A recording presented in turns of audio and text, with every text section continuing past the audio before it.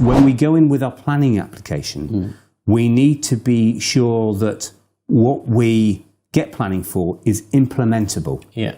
That we don't have to go back to amend the planning afterwards because licensing have told us something else. So you will need to be looking at two main areas of rules when you go in to do your HMO, for instance. So you'll need to be looking at what the planning rules are and what the housing rules are.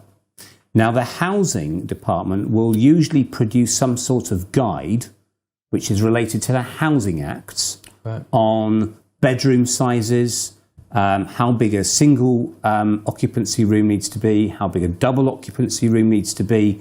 There are different rules and different sizes depending upon whether or not there are kitchens or ensuite bathrooms, etc. Yep.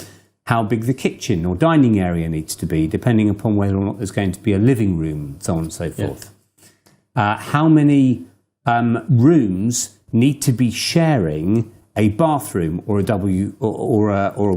toilet, or dining areas as well, or kitchen areas, and how many floors away from those facilities they need to be. So the rules can be very, very complex. There's often rules about as well how big the windows need to be, whether or not they need to be at least 1/10 of the area, or 1/20, usually about 1/10 of the area of the floor space in a room, and the openable area needs to be of the window needs to be roughly at least 1/20th of the area. So there needs to be fire escapes. There needs to be fire escapes as well. So you need to be looking at this very carefully because, for instance, let's say that you have a corridor that leads into a kitchen and dining area, but the corridor also can lead directly into bedrooms. But you have a bedroom as well. We have this in our case as well. You have a bedroom which is not accessed off the corridor. It's accessed through going through the kitchen and dining area. Now think about it. If that kitchen dining area catches fire, you can't get out. You can't get out.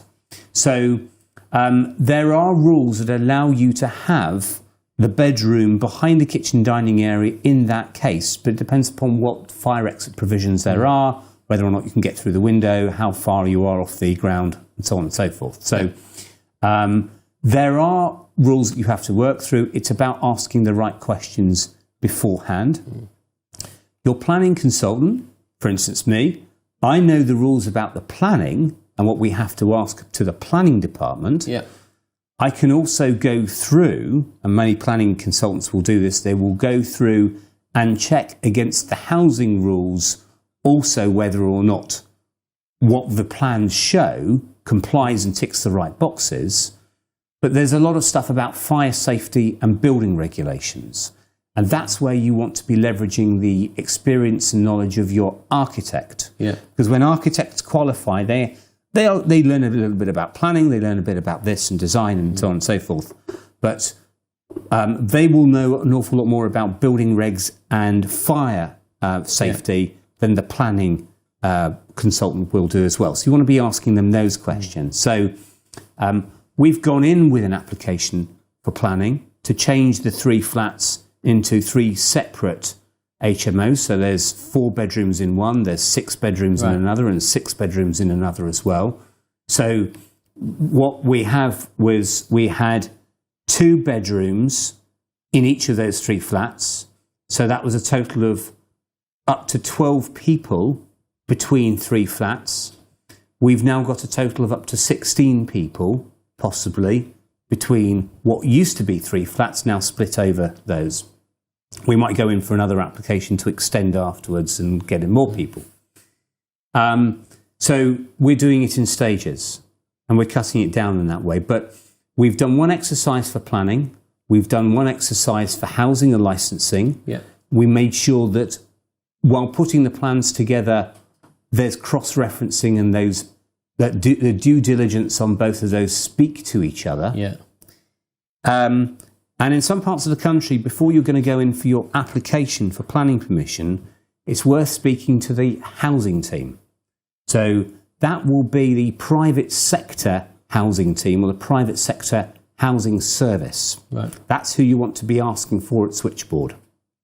So you'll speak to them and what we did, for instance, in Brent, with another application, was we put in an application, and before we did so, we sent the floor plans over to an officer I'd spoken to at the private sector housing team.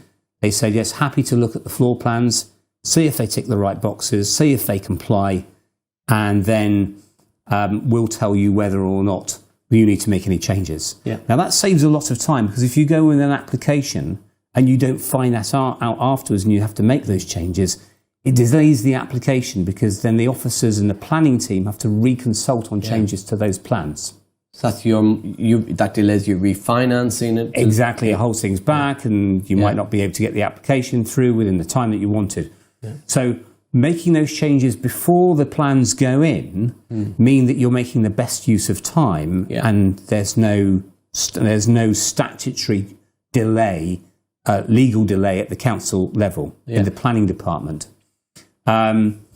And also we send plans through, in some councils where they don't provide that advanced service, we'll send the plans through to the private sector housing team at the same time we make the application, because when a planning application goes in, there's usually a delay of about 1 to 2 weeks before anybody sees it, because it's going through the registration processes, and they're setting up their physical file, handing it over to an officer, so on and so forth.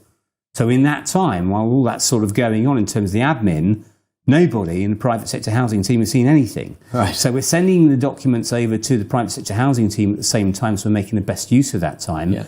If they then say, well, you need to make changes here or there, we'll change the plans, send it over to the planning team, say, by the way, place these plans on your file instead of the ones that you had.